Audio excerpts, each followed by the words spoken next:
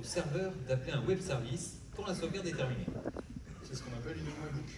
Moi, par exemple, je fais les sauvegardes des serveurs en local, parce que c'est plus rapide, et j'utilise le web service pour récupérer les sauvegardes et les copier sur le serveur d'archivage.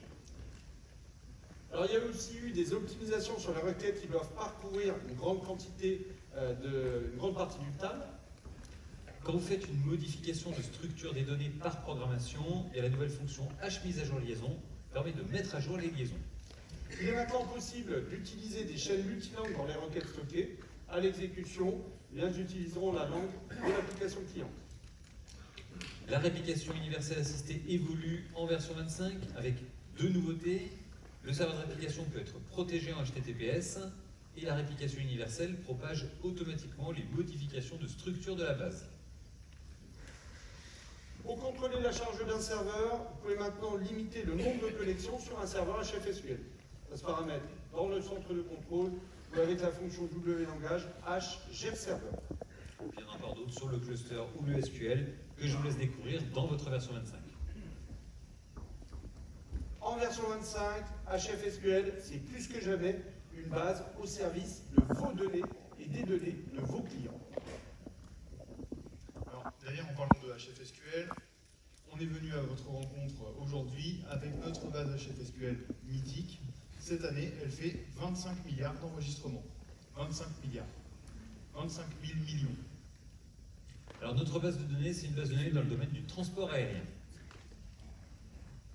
Et pour exploiter cette base de données, j'ai une application de statistiques destinée à des offices de tourisme. Alors, elle permet de faire des stats sur les passagers aériens. La base, elle contient des informations sur les passagers, l'âge, la nationalité, le sexe. Tamar, tu nous montres la base dans le CC, s'il te plaît? Oui. Alors, je me connecte.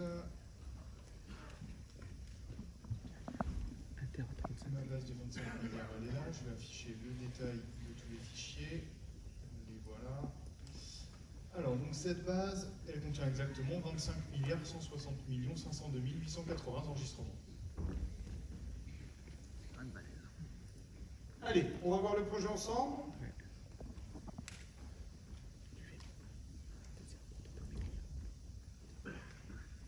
Il est là.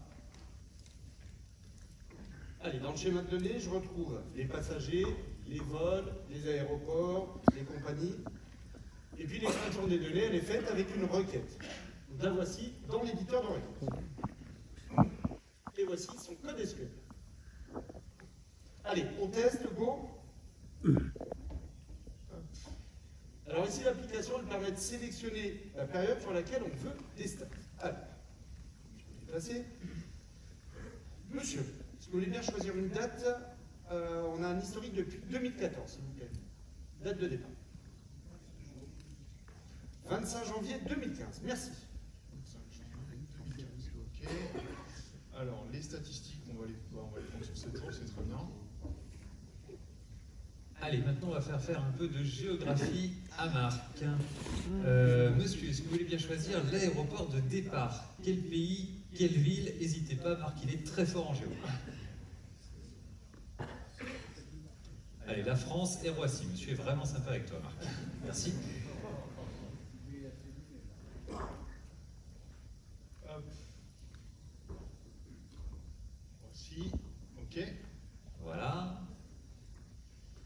Et maintenant, pour l'aéroport d'arrivée, donc là on voit toutes les destinations qui sont desservies depuis Roissy sur la période qu'on a sélectionnée. Monsieur, est-ce que vous voulez bien choisir l'aéroport d'arrivée, s'il vous plaît? Dans quel pays, quelle ville? Dans l'Argentine. Est-ce qu'il y a un vol vers l'Argentine, Marc? Il doit y avoir au moins un Buenos Aires. Voilà. Buenos Aires? Ici. Parfait, merci. Je clique sur Rechercher et vous le voyez, c'est immédiat. Voici la liste de tous les passagers qui ont pris un vol entre Paris et Buenos Aires la semaine du 25 janvier 2015. Ils étaient 1138. Je clique sur le bouton Statistiques et je retrouve le détail des statistiques. Donc on a la répartition par sexe, il y avait 62% d'hommes, 38% de femmes. La répartition par tranche d'âge, au-dessus dans l'histogramme. Et également la répartition par nationalité. 25 milliards de lignes, 25 000 millions de lignes, résultat immédiat, CHF SQL. Et Asus Rock.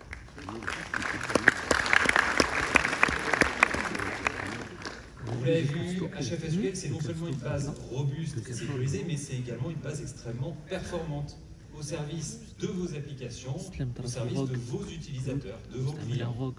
Et ne l'oubliez pas, la redistribution de HFSQL avec vos sites et vos applications, c'est 0 licence à gérer et 0 € à payer.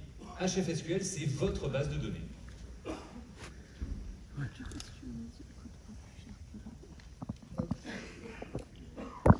Mac Catalyst, est-ce que vous connaissez? Mac Catalyst, ça n'a rien à voir avec les origines écossaises de Manu. Mac Catalyst, c'est une technologie qui permet de faire fonctionner sur Mac vos applications.